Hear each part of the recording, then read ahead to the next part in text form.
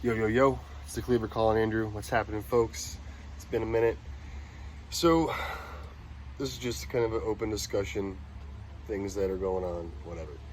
So, last night, Rey Mysterio's son, Dominic, officially signed his WWE contract and is going to face Seth Rollins at SummerSlam.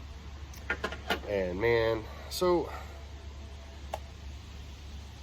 Murphy and fucking Rollins lock him up in the ropes and just start beating his ass with kendo sticks. Granted, Dominic's the one who brought it down with him, but dude, those beatings,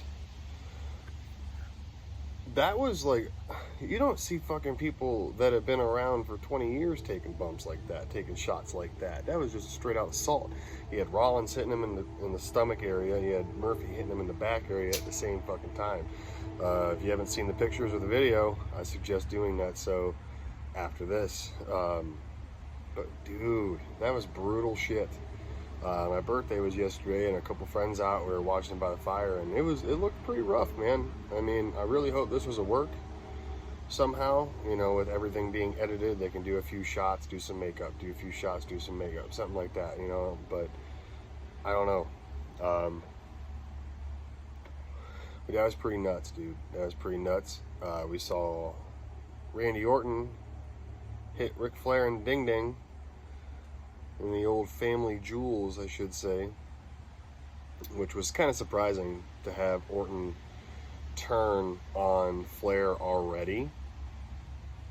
So that was pretty nuts. I wonder if Flair is going to align with McIntyre now, because McIntyre came out at the end after he got punted. But here's the thing: the lights went out because of retribution. I'm guessing the light. Anytime the lights go out recently, is this dumb 15-year-old group running around. They look like a bunch of fucking kids, like they literally do. But whatever. So you didn't get to see the actual kick, but he was in the motion of it. So I don't know, man. Those were two little things last night from Raw that kind of really threw me for a loop. And Dexter Lumis is officially out of the NXT North American Championship hunt, which sucks. I guess his injury is legitimate, which blows because he was my pick for the winner of this tournament. But I mean, again, we'll, you know, or tournament and then go on to a ladder match, and you know, it's still a tournament, whatever. But yeah, I was hoping for him, and then so now we're gonna get Cameron Grimes versus Kushida versus a mystery opponent.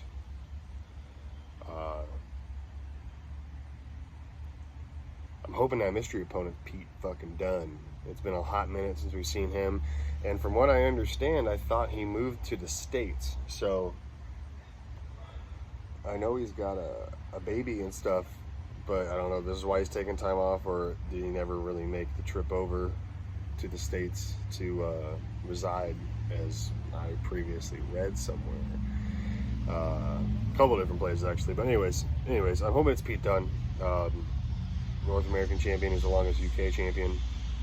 But the way it's looking, Walter might break that, because, you know, when's the last time we've seen Walter wrestle because of COVID and the way things are run overseas in the UK and England area and all that stuff. So looking forward to SummerSlam, kind of, but I'm not. SummerSlam is normally one of my favorite pay-per-views of the year. It's right after my birthday. SummerSlam is like, I don't know, it's just a party, man. I mean, it's summertime, this, that, and the other. Normally, SummerSlams kick ass. We saw last year, which was a good show, which was a year ago today, because yesterday, a year ago, was NXT Takeover Toronto 2. I know a bunch of people from the No DQ group went up there last year, and I was not fortunate enough to get the time off work to go, so I missed out on that. Eric Bischoff, I guess, is back with AEW. Did a one-off. It could turn into something else. I don't know. But that was kind of shocking, to say the least, to see. I don't watch a whole lot of AEW. Sammy Guerrero threw that chair at Matt Hardy and split his shit wide fucking open, though. That was pretty dope. If you could watch different angles of it, you can definitely tell that it was, wow, he was bleeding like a pig, folks. Put it as that. One of the stiffer chair shots I've seen in a long time. And supposedly the AEW TNT Championship is officially done now. I've seen a few photos going around. And I guess it's supposed to be on tomorrow night's Dynamite show. So we'll see. Pat fucking McAfee and Adam Cole are supposedly going to have a match at Takeover 30. Pat McAfee last week on NXT punted Adam Cole in the head. It was really a kick like right here, but it was in the head. We saw the altercation with them on Pat McAfee's show 2 weeks ago, and this, that, and the other, and they were there to clear the air. Well, Pat McAfee is running his mouth the entire fucking time, and Cole finally had enough and splashed some water in his face, and blah, blah, blah, blah, blah. Next thing you know, they're pushing and shoving, and while Adam Cole's like hung up over the announce table, being pulled back by some people, McAfee finds an opening, runs, and punts him. First of all, Pat McAfee reminds me of a mixture of Biff Tannen from Back to the Future and then that really old guy from Varsity Blues that was wearing like his 88 Letterman jacket at the fucking party in the beginning of the movie before he got hit in the nuts with a wiffle ball bat. That's who that guy reminds me of, and I can't stand people like that. I didn't mind his work on the pre-shows and this, that, and the other for a while, but yes, he is better than Sam Roberts. I will tell you that right now. He is better than Sam Roberts, but I am not a huge fan of Pat McAfee in itself. And I really hope, because we've seen it in the past, when these celebrities come in, they get the upper hand on people. And I'm really, really, really hoping that Adam Cole did not re-sign with WWE to put Pat McAfee over. I'm really, really, really hoping that's not the case, but it damn well could be. Supposedly, McAfee has been trained a few times or whatever. He bought his own wrestling ring and had John Cena's coach come, train him for a few days, and he thinks he knows some stuff. Yes, he has a athletic background, but I don't know how I feel on this. I'm excited to see what happens tomorrow night on NXT, involving this situation. And what's next for Karrion Kross? We saw Karrion Kross was out choking everybody out because Keith Lee won't give him what he wants. But it's not Keith Lee that won't give him what he wants. It's Regal that won't make the match. So, I don't know, man. TikTok, I guess. We only got, like 2 weeks from Saturday until Takeover 30. And then we have 2 weeks from Sunday or a week from Sunday, whatever. Yeah, today's the 11th, so we have 11 days until SummerSlam, and we have 10 days until Takeover 30. Pretty intrigued to see what's going to happen with this Mercedes Martinez Rhea Ripley deal. I'm intrigued to see that, especially now that Martinez is backed by the Robert Stone brand. I don't know, man. There's a bunch of stuff going on in wrestling right now.